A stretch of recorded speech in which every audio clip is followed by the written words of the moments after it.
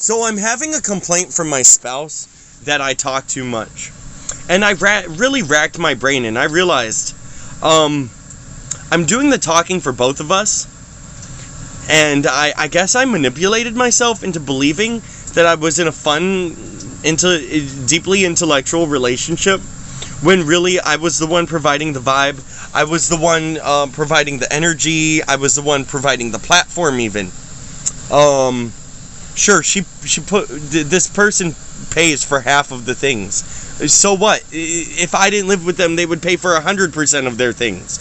So I'm easing their life, and then they're gonna say, oh, well, I pay for half of these things. Oh, you pay for half of the things that you own. Okay. Like, what? How is that evidence of working harder than me or something? I have no idea. I don't understand the point. See, I'm just repeating what was said. But this thing about the conversation, about me apparently talking too often, is it's ironic because this person never talks. With the caveat that they have told me every terrible thing that's ever happened in their life in gruesome detail. And that's one hell of a caveat for someone who never talks. So now I have to deal with the fact that I've been doing all the talking for both of us. And I have to deal with the fact that she's been psychologically manipulating me into repeating myself. And I because I have autism, I never picked up on the fact that she was having me repeat myself because she didn't care what I was saying.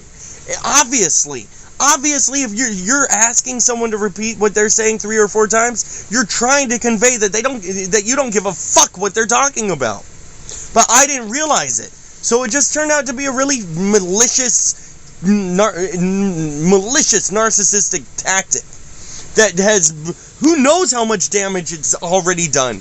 Who knows? I presume that if I'm freaking out, it was because I had been spent a day repeating myself to someone who actually didn't want to hear me talk.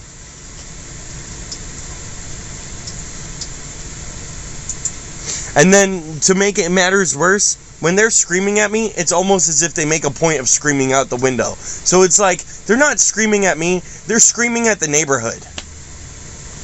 Which is like, even worse than just screaming at me, because it's like, we can't hide the fact that we're having an impasse in our relationship when you're fucking screaming out the window. So I don't care if someone's spending half of their money on whatever. You know, oh, I go Dutch. Whatever, go fucking Dutch. Go Dutch yourself with some fucking racist guy, Dutch person.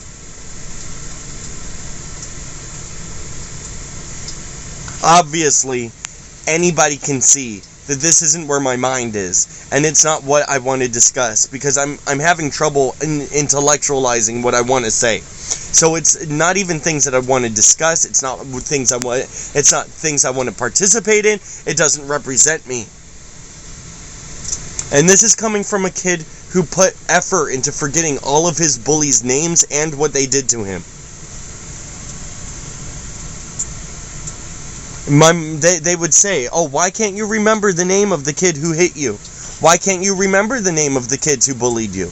I would say, because I don't want them to be in my head. So if it took me 6 months to realize that the person I was dating was manipulating me and causing me distress, it's because I'm the type of guy to try to glaze over those things. Alright, if you have any inspirational comments, leave them in the comment section. Thank y'all.